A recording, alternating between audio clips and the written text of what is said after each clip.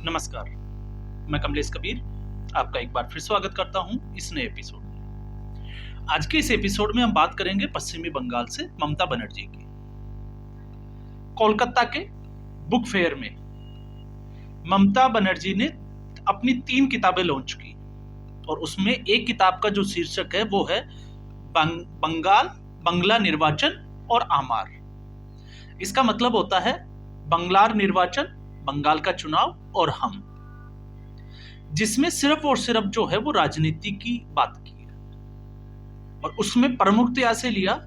लोकसभा चुनाव। तो इस किताब के बहाने ममता बनर्जी ने जिस तरीके से दिल्ली चुनाव में आपने देखा, कल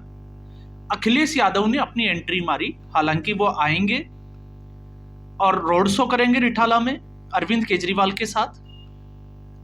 और पूरे तौर पे साफ तौर से कर दिया कि अरविंद केजरीवाल आम आदमी पार्टी को, समाजवादी पार्टी का पूरा समर्थन रहेगा।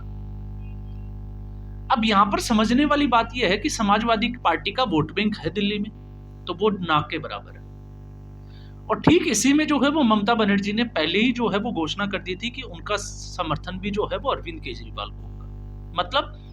क्षेत्रीय पार्टी को होगा, रीजनल पार्टी को होगा, राष्ट्रीय पार्टी को नहीं होगा। और अब जब ये बुक आई है तो इस बुक में जिस तरीके से कांग्रेस पार्टी को एक खलनायक की भूमिका में दिखाया है, तो हमें समझना यह है कि आखिर इसके पीछे का कारण क्या है। तो कारण यह है, जब से नरेंद्र मोदी सत्ता में आए हैं, हो सकता है सबका अपना अपना आकलन हो, लेकिन मैं जो समझ पाया 2014 के बाद में भारतीय जनता पार्टी का जो वोट बैंक है, आपने देखा उसका पैटर्न जो है वो एक जैसा है। एक जैसे का मतलब 37% है, तो कहीं जगह 38 है, 40 है, 45 है या 43 है, तो वो कॉन्टिन्यूअसली, मतलब जिसको हम कहें कि वो कंसोलिडेट हो गया, एक जगह पे जो है वो इकट्ठ हो गया। अब दूसरा जो वोट बैंक है वो है एंटी नेशनल, एंटी बीजेपी कह सकते हैं, या मुस्लिम वोट बैंक। तो विपक्ष की जितनी भी जो पार्टियां हैं इस गठबंधन की, सबको पता है कि वो भारतीय जनता पार्टी का जो कोर वोटर है उस वोट बैंक को हासिल नहीं कर सकती। तो अब बचा हुआ जो वोट बैंक है, उस वोट बैंक को, और उस वोट बैंक में भी स्पेशली फिर आ जाता है माइनॉरिटी। तो माइनॉरिटी तो नहीं कह सकते, लेकिन मुस्लिम वोट, तो ये साफ तौर से इशारा जो है वो उसी तरफ जाता है। और ये झगड़ा जो चल रहा है इंडी गठबंधन में, ये सिर्फ और सिर्फ उसी वोट बैंक के लिए चल रहा है। अब ऐसा, तो इस पूरी बुक में जब ममता बनर्जी ने हमला बोला है, तो ममता बनर्जी ने एक बात जो बोली है कि लोकसभा चुनाव में कांग्रेस पार्टी की जो सीटें आई है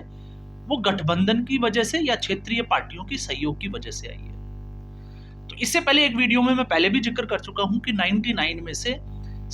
ओनली 27, 99 में से 27 सीटें ऐसी है जहां पर कांग्रेस पार्टी की जीत हुई है।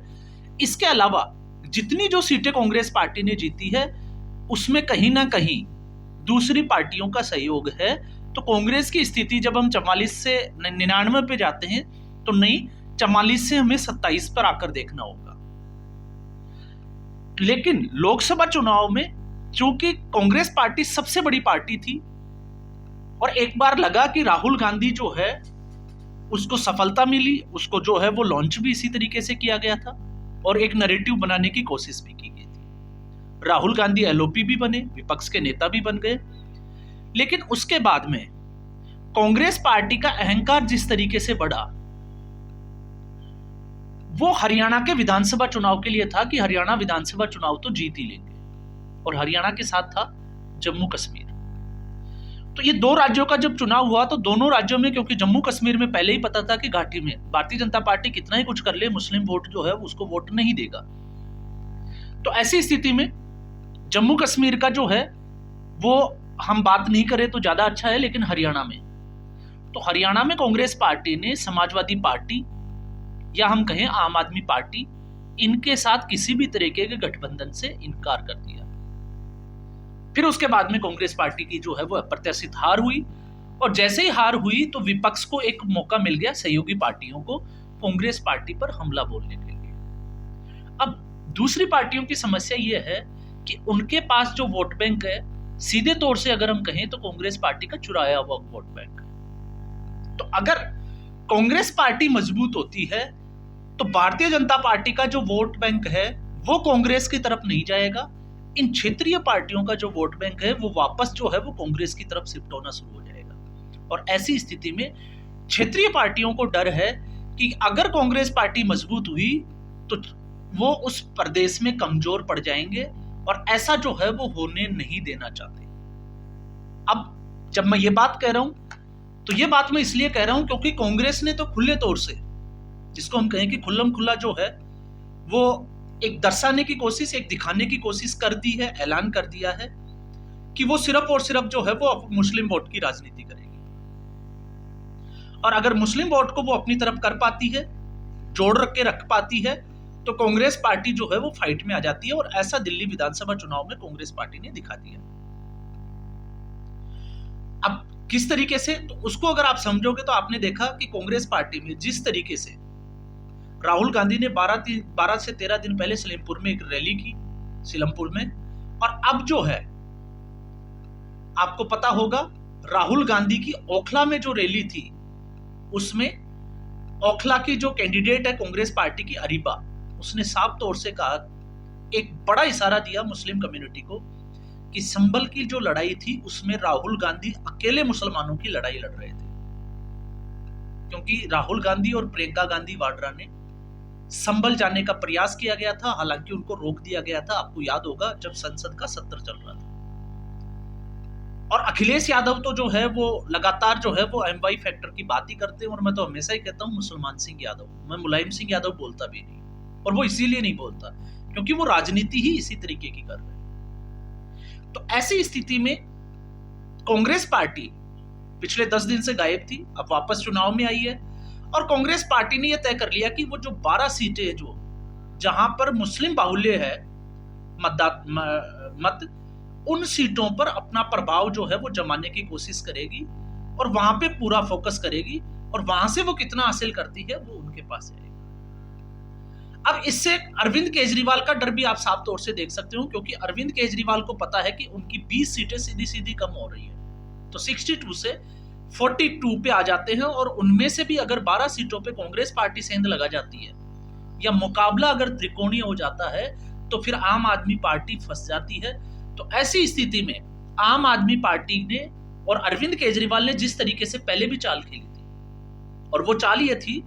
कि जब अजय माकन ने प्रेस कॉन्फ्रेंस के लिए कहा था और ये कहा था कि वो देशद्रोही साबित कर देंगे,